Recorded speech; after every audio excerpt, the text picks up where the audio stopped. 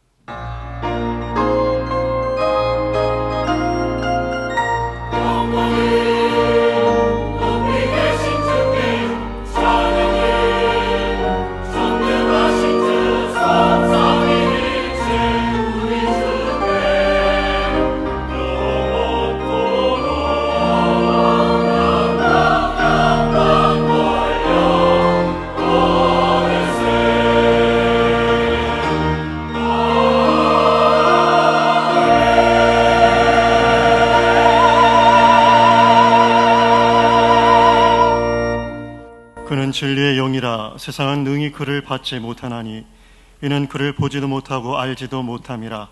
그러나 너희는 그를 아나니 그는 너희와 함께 거하시며 또 너희 속에 계시겠음이라. 아멘.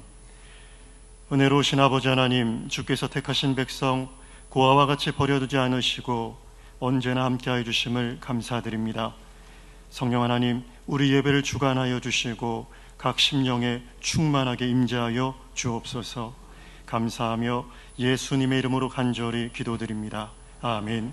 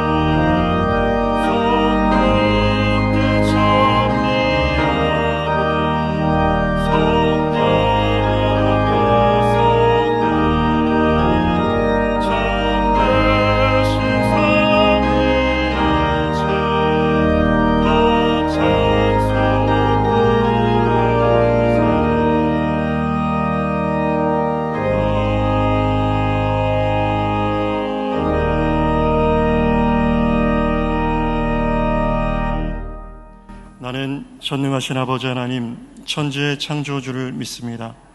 나는 그의 유일하신 아들, 우리 주 예수 그리스도를 믿습니다.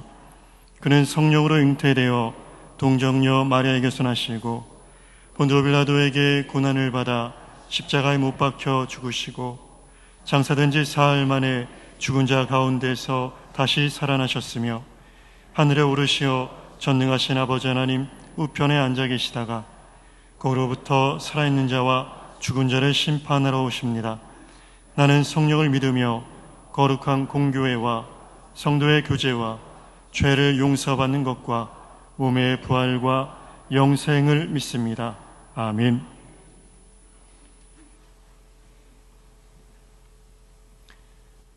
(5월의) 마지막 주 성령 강림주일을 맞아 성도가 함께 모여 주님을 찬양할 수 있는 예배의 자리로 불러주시니 참 감사합니다.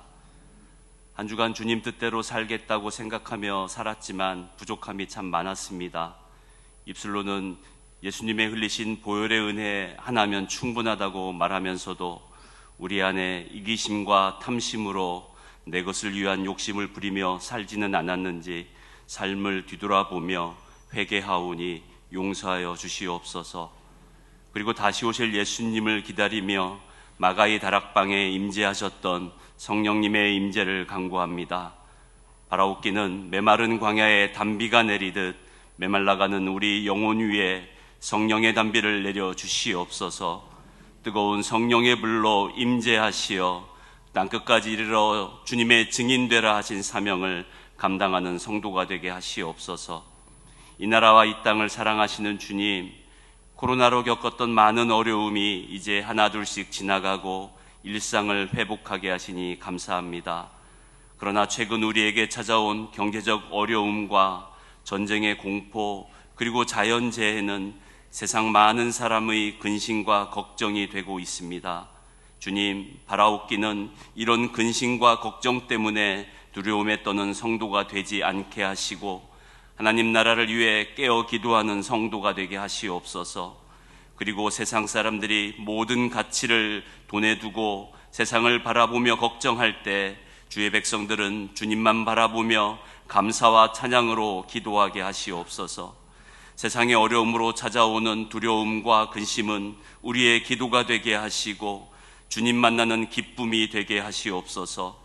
그리고 지금 겪고 있는 모든 어려움을 통해 이 땅의 많은 사람들이 주님을 섬기고 믿는 것이 가장 복된 일임을 아는 계기가 되게 하시옵소서. 강석교회를 사랑하시는 주님, 찬양의 가사처럼 교회가 교회되고 예배가 예배되는 그런 교회의 모습이 강석교회의 모습이 되길 원하고 간구합니다. 주님 나라를 위해 깨어 기도하는 교회가 되게 하시고 주님이 구원하여 주신 그 감격과 기쁨으로 복음 전파의 사명을 감당하기 위해 모든 것을 던져 예수님의 사랑을 전하는 그런 교회가 되게 하시옵소서. 예배의 자리에 나오는 모든 성도들이 신령과 진정으로 예배하며 주님 주시는 말씀에 순종하고 주님 기뻐하시는 예배자의 모습이 되길 간구합니다. 육신의 연약함으로 예배에 함께하지 못하는 성도들을 위로하여 주시고 약함이 기쁨이 되고 강함이 되어 주님 만나는 기쁨과 감사의 찬양이 있게 하시옵소서. 교회 학교의 어린 영혼들과 우리의 자녀들을 축복하여 주시옵소서. 주님 나라의 확장을 위해 그들에게 형통함의 복을 허락하여 주시고 미디어로 찾아오는 세상의 많은 유혹과 잘못된 가치관 속에서 그들이 신앙을 지켜나갈 수 있도록 다니엘과 새 친구 같은 믿음의 동역자를 세워주시옵소서. 주님 나라를 위해 헌신하는 많은 선교사님들과 선교지를 축복하여 주시길 간구합니다. 선교지에서 흘리는 선교사님들의 눈물은 주님이 닦아주시고 위로하여 주시길 간구하며 기도하오니 복음의 씨앗이 열매 맺는 선교지가 되게 하시옵소서. 우리의 예배를 기뻐 받으시는 주님, 주님의 말씀을 전포하시는 목사님을 축복하여 주시옵소서.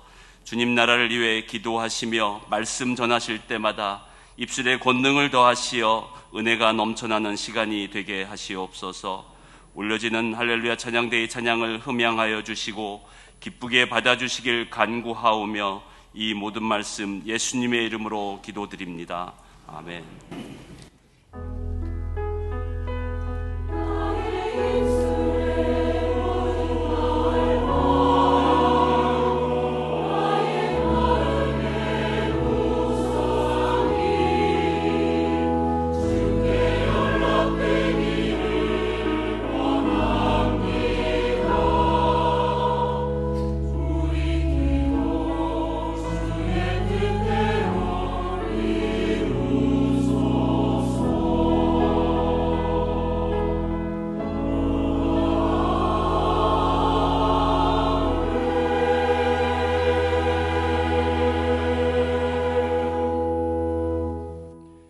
교회 소식을 말씀드리겠습니다.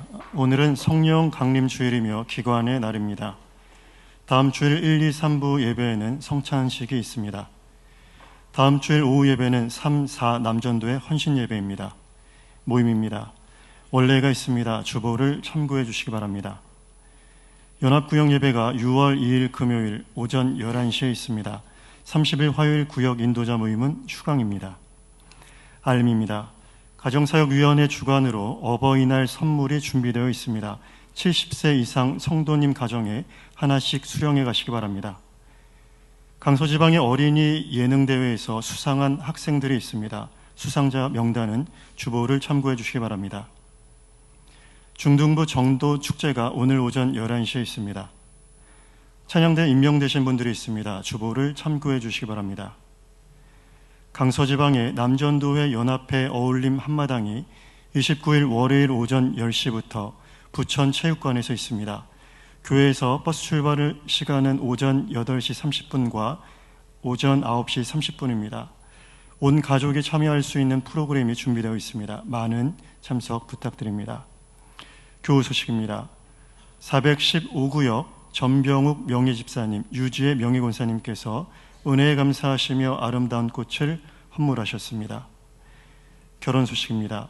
1특구역 이덕환 담임 목사님, 김영미 사모님의 아들 형민군의 결혼식이 6월 3일 토요일 오후 3시 여의도 글래드 호텔 LL층 블룸홀에서 있습니다.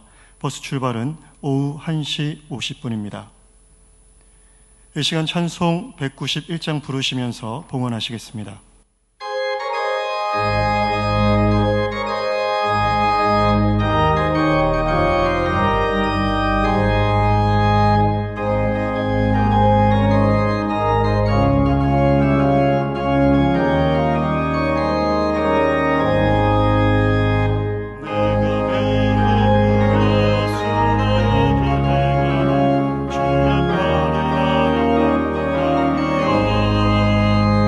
내가 주의 큰 복을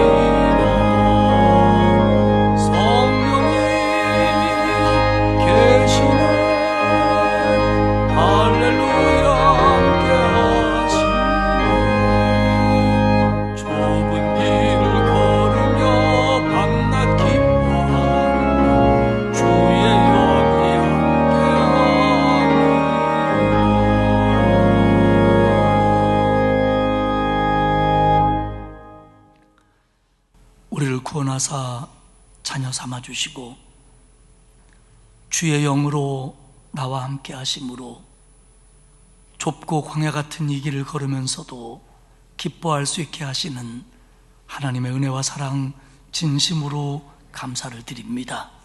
오늘 복되고 거룩한 주일을 우리에게 허락하셔서 하나님 앞에 나와 예배할 수 있도록 인도해 주셨으니 감사합니다. 부족한 저희들이지만 우리의 예배를 받아주시옵고 우리 모든 성도들에게 있어야 될 은혜와 복을 하나님 내려 주옵소서. 이 시간 예배하며 우리의 몸과 마음과 시간과 달란트를 드리며 예물을 봉헌하오니 아버지여 받으시옵소서. 주련금을 드립니다. 감사 예물을 드립니다. 받으시옵소서. 그리고 돌인 손길 위에 복을 주사 이 험한 세상에서 감사와 기쁨의 크기가 자족의 깊이가 더해만 갈 수 있도록 도와 주옵소서. 하나님 앞에 10의 1조를 드립니다. 하나님 연락하시옵소서. 그리고 드린 가정 위에 복을 주사 기도마다 응답되게 하시며 영육의 복을 받으며 손대어하는 일에 형통함이 있도록 책임져 주옵소서. 구제헌금, 장학헌금, 국내외 선교헌금을 드립니다. 하나님, 구원받은 감격이 늘 있고 복음에 빚진 마음으로 드리는 예물이오니 이 물질이 쓰여지고 보내지고 사용될 때 하나님 영광 받으시며 구원의 열매가 나타나며 그리고 많은 하나님의 일꾼들에게 힘이 되게 하시옵소서.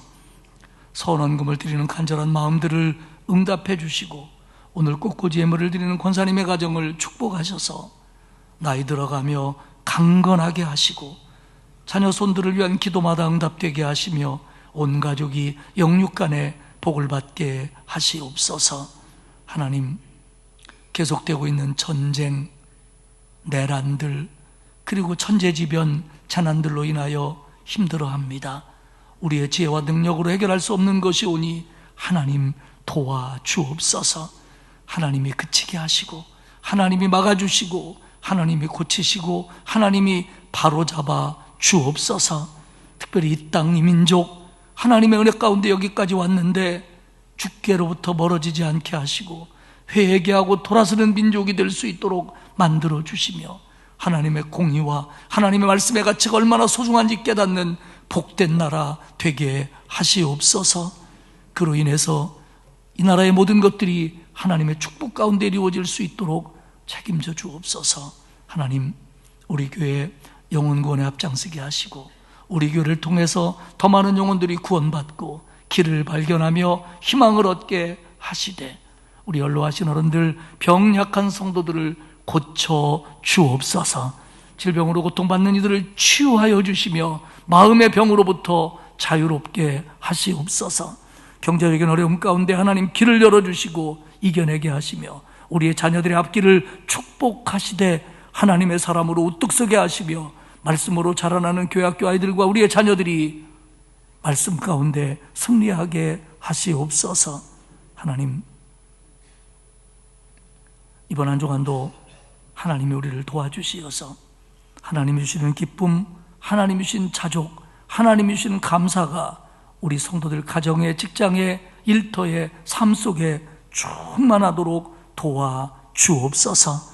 이 예배를 통하여 우리에게 있어야 될 은혜와 성령 충만함을 주실 줄 믿으며 예수님 귀하신 이름으로 기도드리옵나이다. 아멘.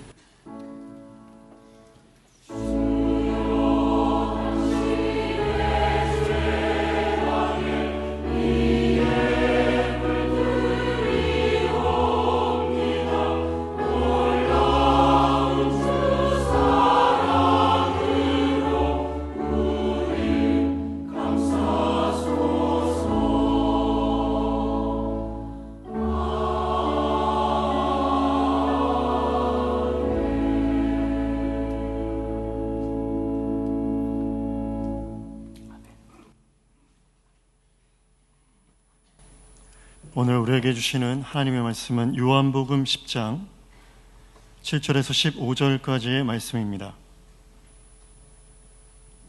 신약 성경 163페이지입니다. 봉독하겠습니다. 그러므로 예수께서 다시 이르시되 내가 진실로 진실로 너희에게 말하노니 나는 양의 문이라. 나보다 먼저 온 자는 다 절도요 강도니 양들이 듣지 아니하였느니라.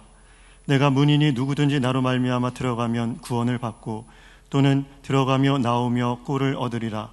도둑이 오는 것은 도둑질하고 죽이고 멸망시키려는 것뿐이요 내가 온 것은 양으로 생명을 얻게 하고 더 풍성히 얻게 하려는 것이라. 나는 선한 목자라. 선한 목자는 양들을 위하여 목숨을 버리거니와 삭구는 목자가 아니요 양도 제 양이 아니라. 이리가 오는 것을 보면 양을 버리고 달아나나니 이리가 양을 물어가고 또 해치느니라. 달아나는 것은 그가 삭군인 까닭에 양을 돌보지 아니함이나 나는 선한 목자라. 나는 내 양을 알고 양도 나를 아는 것이 아버지께서 나를 아시고 내가 아버지를 아는 것 같으니 나는 양을 위하여 목숨을 버리노라. 아멘. 할렐루야 찬양대에 성령을 부으소서 찬양 후에 담임 목사님께서 선한 목자이신 예수라는 제목으로 말씀 선포하시겠습니다.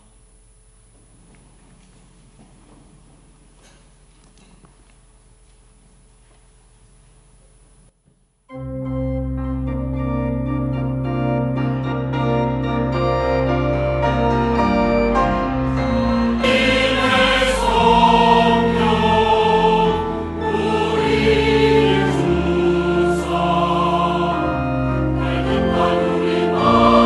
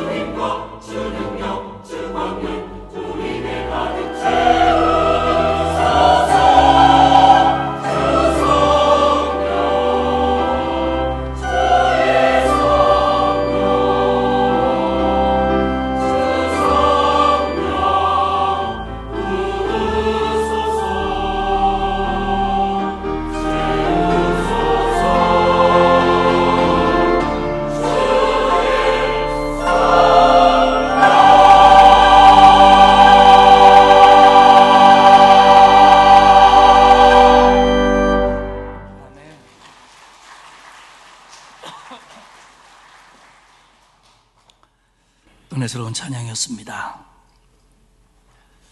이번 주 죄송합니다. 이게 발음이. 이번 주 토요일에 제 아들이 결혼식을 합니다. 교회당에서 하면 장소도 넓고 성도들 오시기도 좀 편했을 텐데 교회 밖에서 해서 좀 죄송한 마음입니다. 장소도 그렇고 오가는 것도 그렇고 성도님들이 불편하실까봐 송구한 마음을 갖습니다. 넓은 마음으로 이해해 주시기 바라고요. 중요한 것은 새롭게 시작하는 가정이 좋은 하나님의 일꾼의 가정이 되고 하나님의 은혜와 복을 누리도록 여러분들이 기도 많이 해 주시기를 바랍니다. 정말 더 중요한 건 성찬입니다. 우리가 코로나 이후에 주일 오전 예배로는 거짐 4년 만에 주님의 성찬을 다음 주에 받을 겁니다. 물론 고난주간에 한번 성찬을 저녁에 나눈 적이 있습니다만은 주일 예배 시간에는 4년 만에 받는 성찬입니다. 우리가 마치 코로나 때 예배당에 나와서 예배를 못 드리다가 예배를 드릴 때의 감격 이상으로 소중한 것이 성찬을 받는다고 하는 겁니다.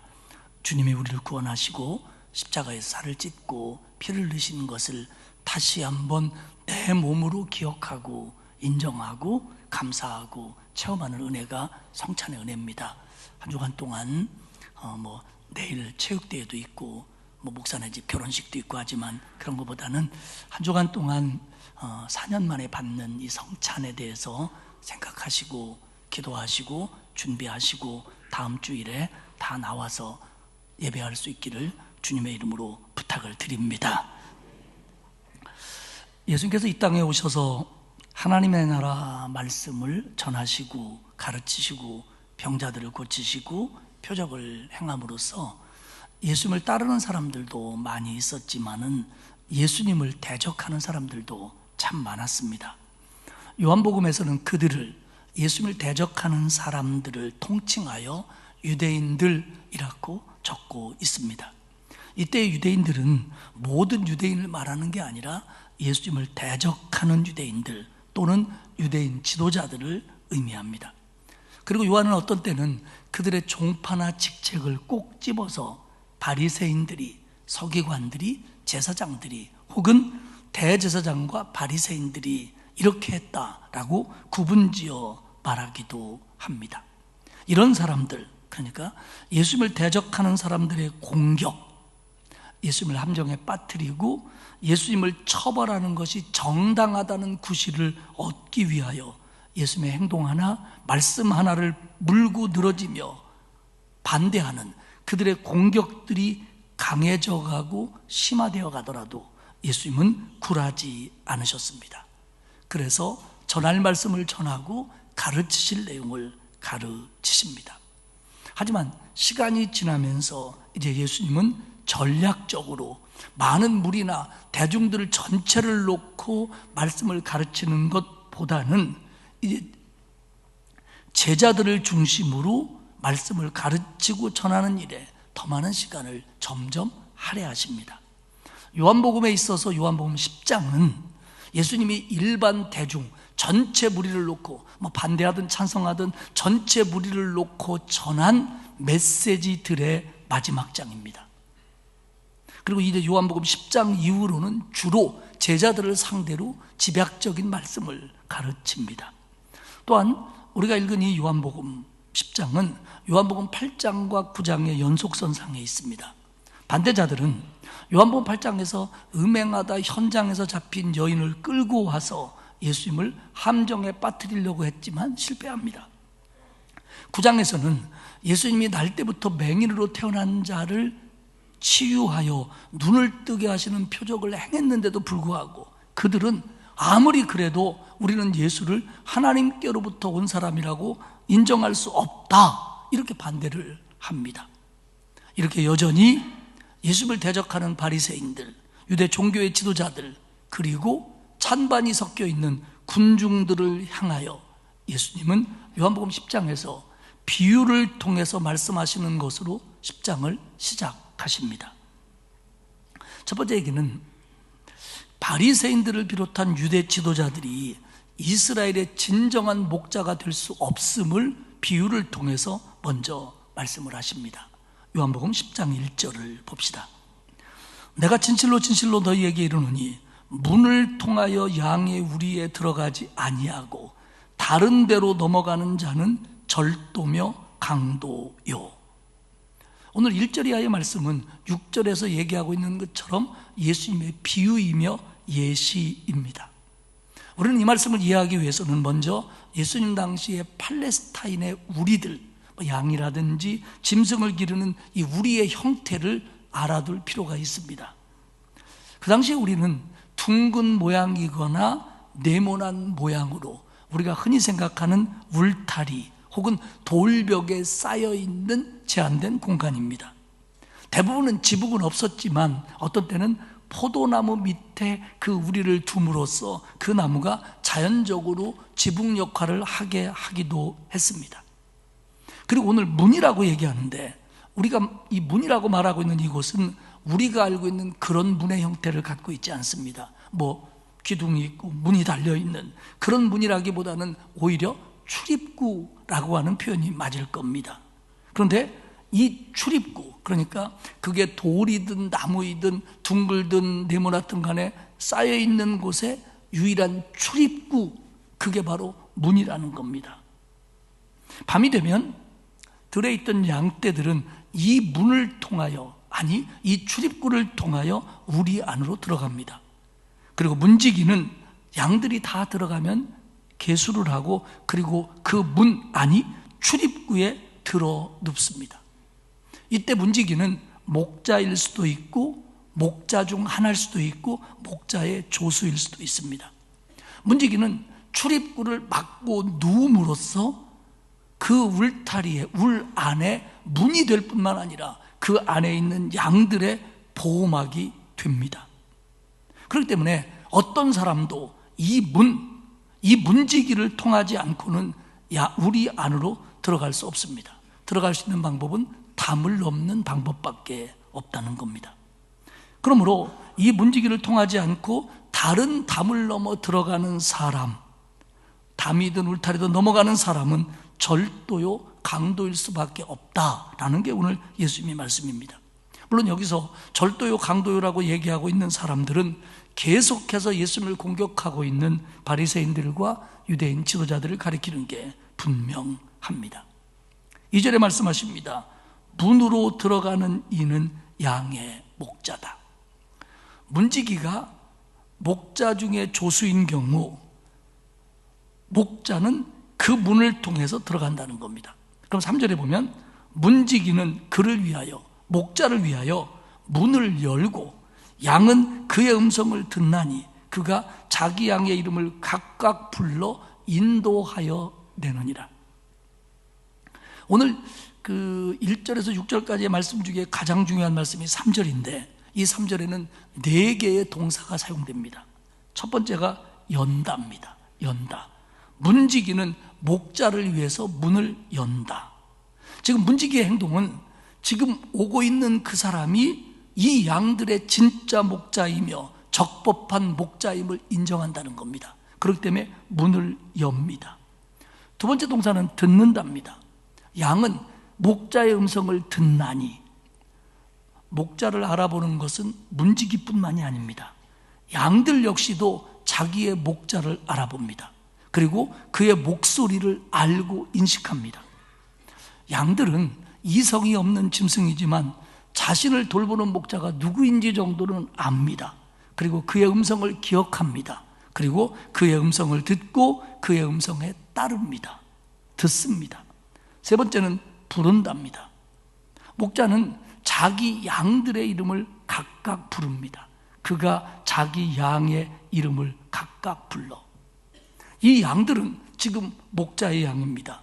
그리고 목자는 이 양들의 이름을 압니다. 양이 수천 마리가 되는 게 아니기 때문에 실제적으로 팔레스타인에서는 목자들이 자기 양들의 이름을 붙여줬답니다. 우리가 요즘에 강아지를 기르면 뽀삐, 해피 이렇게 줘주고, 요즘에는 부모 자식 간에 트고 지낸다고 그래요, 강아지하고. 예. 근데 그렇다면 이 팔레스타인의 목자들은 그 당시에 양들에게 무슨 이름을 져줬을까요? 뽀삐 해피는 아닐 겁니다. 그들은 성서학자들의 의견에 의하면 양들의 특징을 보고 이름을 져줬다는 겁니다. 예를 들면 네 이름은 긴 귀, 귀가 크면 큰 귀, 뭐 코가 하얀하면 너는 하얀 코, 이렇게 이름을 져줬다는 겁니다. 저는 이 설교를 준비하고 이 부분을 읽으면서 오래전 케빈 코스터너가 감독하고 주연했던 늑대와 추물이라는 영화를 떠올리게 됐습니다. 연배가 좀 있으신 분들은 이 명화를 보셨을 걸로 아는데, 이 늑대와 추물이라고 하는 영화는 1990년도에 만들어진 영화인데, 그 인디언 라고타 부족이라는 부족과 그 북군의 장교였던 사람이 남북 전쟁 중에 이렇게 친해져가는, 하나 되어가는 그런 과정을 그리고 있는 아주 명화입니다. 근데 그 영화에서 지금부터 제가 얘기하고 싶은 것은 이 인디언 부족이 이름을 짓는 방법입니다. 그들은 이름을 짓는데, 우리는 뭐 학렬이나 돌림자나 뭐 요즘 예쁜 말이나 이런 걸로 이름을 짓는데, 그 당시에 인디언들은 사람이 태어나면 그가 아이 때든지 조금 커가면서든 가든지 간에 그 사람의 장점, 단점, 두드러진 행동, 그와 연결된 어떤 일들을 가지고 그에게 이름을 져줬다고 합니다. 그래서 이 인디언이 미군 장교를 보고 져준 이름이 늑대와 추물입니다. 이게 이름입니다. 왜냐하면 이 사람이 혼자 고립되어서 들판에 늑대와 같이 노는 모습을 멀리서 본 인디언들이 그의 이름을 늑대와 추물이라고 이름을 져줍니다. 그래서 이 사람이 인디언들과 동화되어 살면서 보니까 그들의 이름이 퍽 재밌습니다. 그들의 이름은, 어떤 사람은 주먹 쥐고 일어서, 또 한 사람은 발로 차는 새, 하도 공상을 많이 하는 사람은 머릿속의 바람, 그리고 어떤 사람은, 추장은 10마리의 곰. 아마 그 정도의 힘이 있었던가 봅니다. 근데 제가 얘기하고 싶은 건, 목자가 양의 특징을 가지고 이름을 져주고 인디언들이 사람의 특징을 가지고 이름을 져줬다고 한다면, 하나님은 과연 내 이름을 뭐라고 부르실까? 이 목사 되게 많거든요.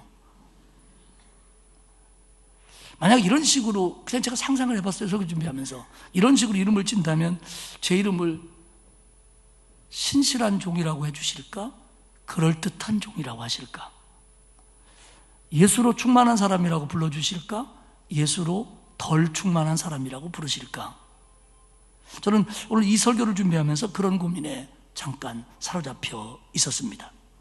어쨌든 누군가가 누군가에게 이름을 주고 이름을 져준다는 건 대부분의 문화 공동체에 있어서 권위입니다. 우리도 할아버지가, 부모님이, 권위 있는 분이 우리에게 이름을 져줬습니다. 그러니까 양은 목자의 거기 때문에 목자가 이름을 져주는 겁니다. 그리고 그 이름을 부릅니다. 그 이름을 부른다는 것은 이건 친밀감의 표시입니다. 그러니까 목자와 양떼입니다. 양떼이지만 목자는 그 한 양 하나하나에게 이름을 불러주고 그 하나하나와 1대1로 상대합니다. 그렇기 때문에 우리가 하나님과의 나와의 관계는, 주님과의 나와의 관계는 1대1입니다. 성서학자 도드는 이 부분을 추석하면서 이런 얘기를 합니다. 목자가 자기 양의 이름을 알고 그 양에 대해서 지식이 있고 그를 부른다고 하는 것은 누가복음 15장에 나와 있는 이런 양의 비유, 그러니까 100마리의 양이 있는데 이렇게 하다 보니까 우리 안에 99마리밖에 없는 걸 알고 한 마리를 찾으러 나가는 그 목자의 친밀성과 같은 얘기다라는 겁니다. 그리고 이 목자는 그 양들을 불러낸 다음에 인도합니다. 각각 불러 인도하여 내느니라. 이름을 불러서 인도하여 푸른 초장, 맑은 시냇물가로 이끌어갑니다. 책임집니다. 문을 연다, 목자의 음성을 듣는다, 양의 이름을 부른다, 양을 인도한다.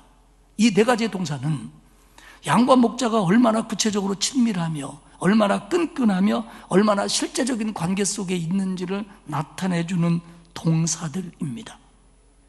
그렇기 때문에 양들은 거기서 나온 다음에 목자가 앞서가면 양들은 목자의 음성을 듣고 따라가는 겁니다. 하지만 10장 5절에서 얘기하고 있는 것처럼 타인의 음성은 알지 못하는 고로 타인을 따르지 아니하고 도리어 도망하느니라.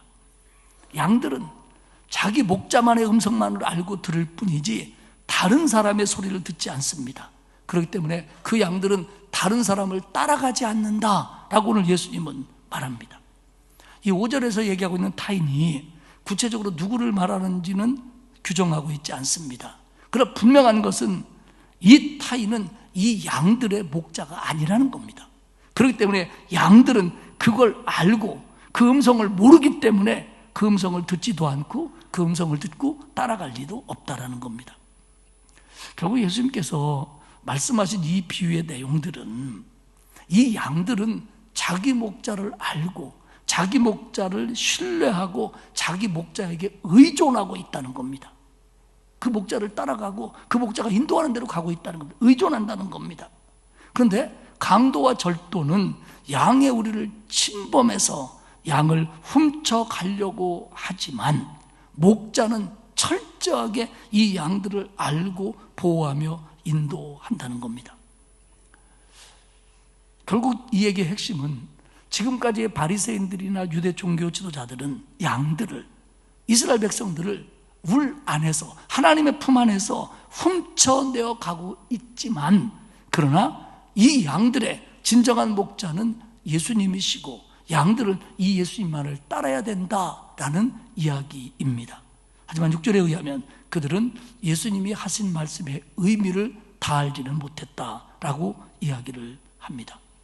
두 번째 얘기는 양의 문이신 예수입니다. 7절에 보면 그러므로 예수께서 다시 이르시되 내가 진실로 진실로 너희에게 말하노니 나는 양의 문이다. 예수님이 말씀하셨습니다. 나는 양의 문이다. 이 말은 요한복음에 나와 있는 7가지의 예수님의 공식 선언, 나는 참 포도나무다, 나는 생명의 떡이다 라고 하시는 나는 무엇이다 라고 하는 이 중요한 7가지의 선언 중에 3번째에 해당되는 말씀입니다. 나는 양의 문이다. 앞서 말씀드렸습니다. 양의 문이라고 하는 것은 양 우리의 출입구라는 거죠. 출입구. 저녁이 되면 문지기는 그 출입구에 들어누워서 우리의 문이 되어주고 양들의 보호막이 되어준다 말씀을 드렸습니다. 그리고 이때 이 문지기는 목자일 수도 있고 목자의 조수일 수도 있다 이야기를 해드렸습니다.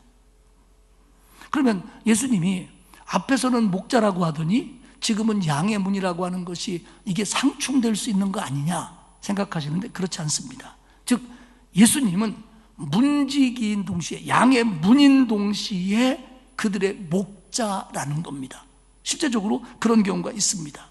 예수님은 목자로서 양의 문이라고 오늘 선언을 하십니다.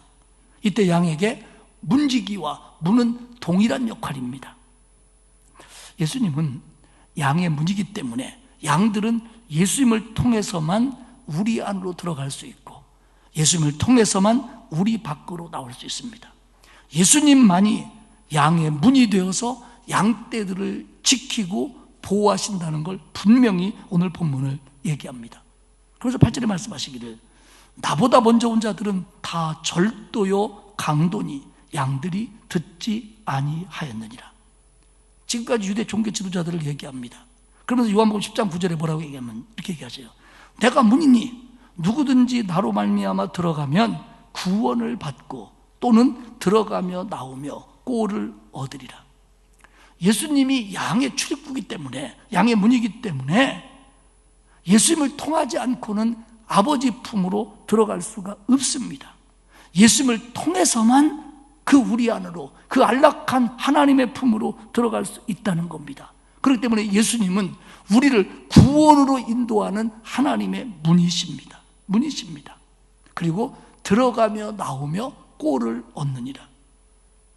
4장에서 예수님께서는 나는 목마르지 않는 생명수를 너희에게 주겠다 말씀했고요.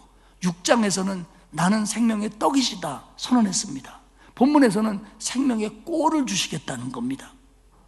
그러면서 10절 하반절에 뭐라고 얘기하냐면 내가 온 것은 양으로 생명을 얻게 하고 더 풍성히 얻게 하려는 것이다.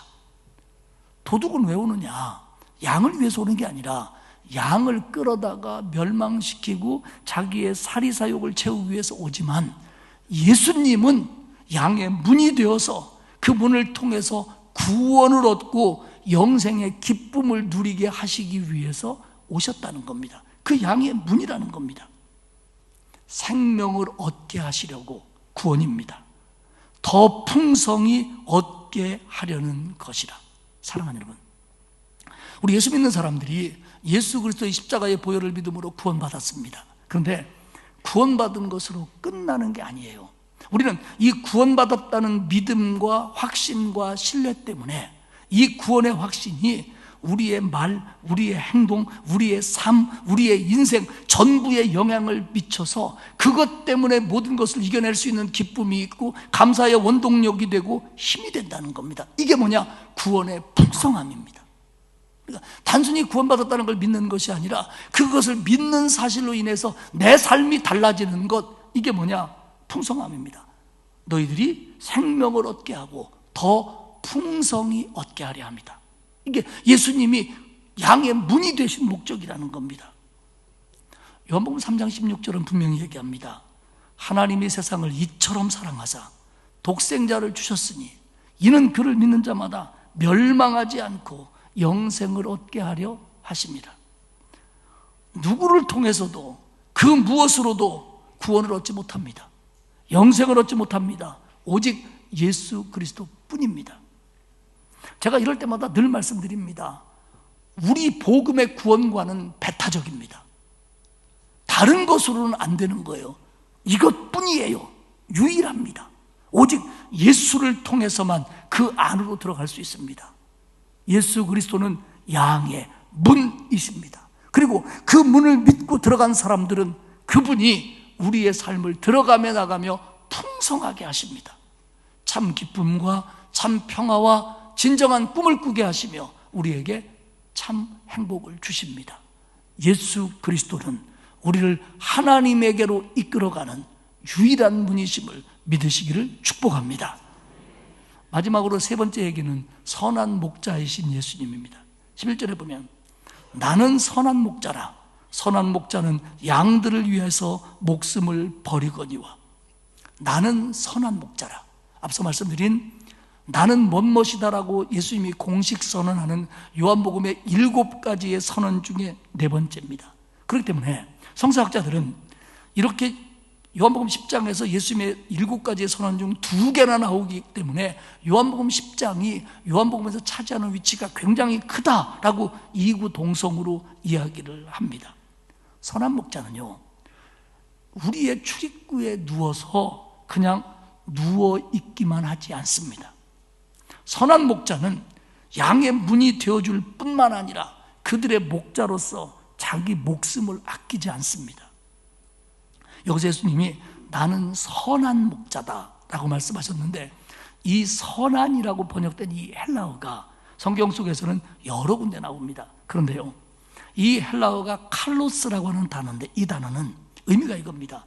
완벽한 본보기, 가장 이상적인, 그런 의미에서 아름다운, 그런 의미에서 고귀한, 이런 뜻이 칼로스고, 이 말을 오늘 여기에서는 선한이라고 번역했습니다. 헬라어의 박식한 지식을 가지고 있는 윌리엄 바클레이는 뭐라고 얘기하냐면, 칼로스라고 하는 이 단어는 성경에서뿐만 아니라 헬라어 중에서 가장 고상한 단어이고 가장 매력적인 말이다, 이렇게 이 단어를 극찬합니다. 예수님이 나는 칼로스한 목자다라고 할 때 이 칼로스는 그 당시 헬라 문화권에서 단어 중에 가장 고상한 단어라는 겁니다. 그리고 이 단어는 우리 성경 속에 때로는 조은이라고도 번역되는 곳이 있습니다. 그러니까 결국 예수님은 사람들의 지도자나 사람을 이끌어간다라고 자타간에 나서는 사람 중에 정말 비교할 수 없는 최고라는 겁니다. 예수님이 선언하신 거예요. 나는 다르다. 나는 선한 목자다. 선한 목자다. 그러면서 왜 예수님이 선한 목자로서 다른 목자들하고 다른지를 보여줍니다. 뭐라고 얘기하냐면, 선한 목자는 양들을 위해서 목숨까지 주지만 거짓 목자들은 결코 그렇게 하지 않는다라는 겁니다. 카슨이라고 하는 신학자는 선한 목자가 양들에게 본을 보이기 위해서 죽는 게 아니라는 겁니다. 야, 내가 너희들 얼마나 사랑하는지 보여줄게, 그러면서 죽는 게 아니라는 겁니다. 선한 목자는 양들이 위협을 당하는 걸 알기 때문에, 지금 위험 가운데 놓여 있기 때문에, 목자가 보호하지 않으면, 목자가 지켜주지 않으면 쟤들이 죽기 때문에 그들을 살리기 위해서 목자의 역할을 하고, 그것이 죽음이라고 하더라도 그 목자는 감당한다는 겁니다, 실제적으로. 그렇기 때문에 오늘 본문에도 이리떼가 나오는데, 이런 짐승들이 왔을 때 그 양은 내버려두면 죽으니까 이 목자가 그 양들을 뒤로 하고 그것들과 싸운다는 겁니다. 그러다가 그 목자가 죽을 수도 있다는 겁니다. 목자의 죽음을 통해 이 양들이 구원을 받는 거다. 이것만이, 오직 이것이 선한 목자의 모습이다 라고 카스는 이 부분을 주석합니다.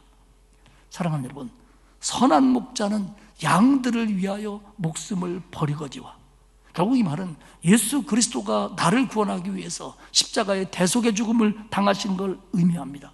그러나 싹군은 다릅니다. 싹군이 일하는 이유는 충성이나 애정 때문이 아닙니다. 글자 그대로 싹을 받기 위해서 행동하는 겁니다. 그러다 보니까 위험하면 책임지지 않습니다. 내가 위험하면 양떼를 버립니다. 왜? 나는 내 목숨을 버릴 이유가 없습니다. 싹군이니까. 자신부터 살아야 되니까요. 그런데 주님은 선한 목자입니다. 이 양들을 버릴 수가 없는 거예요. 그래서 이 양들을 위해서 목숨을 버린 겁니다. 여러분, 요한복음 10장 14절과 15절을 주목해 봅시다. 나는 선한 목자라. 나는 내 양을 알고 양도 나를 아는 것이, 아버지께서 나를 아시고 내가 아버지를 아는 것 같으니 나는 양을 위하여 목숨을 버리노라.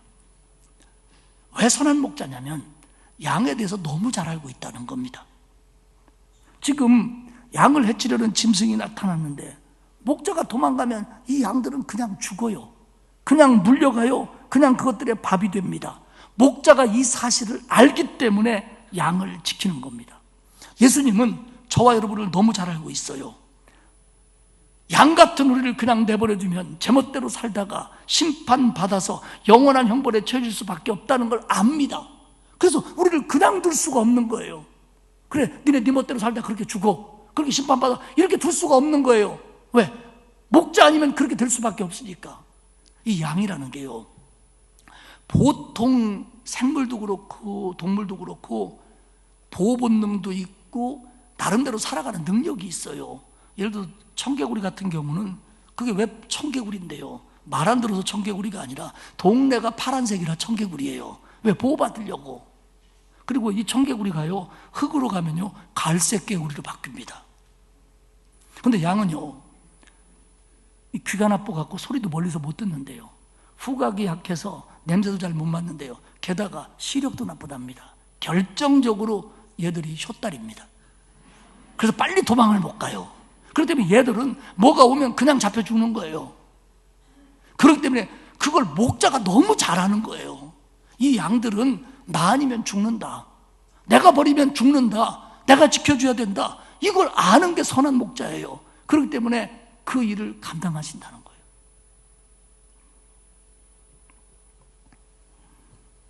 주님은 저와 여러분을 너무 잘 알고 있는 거예요.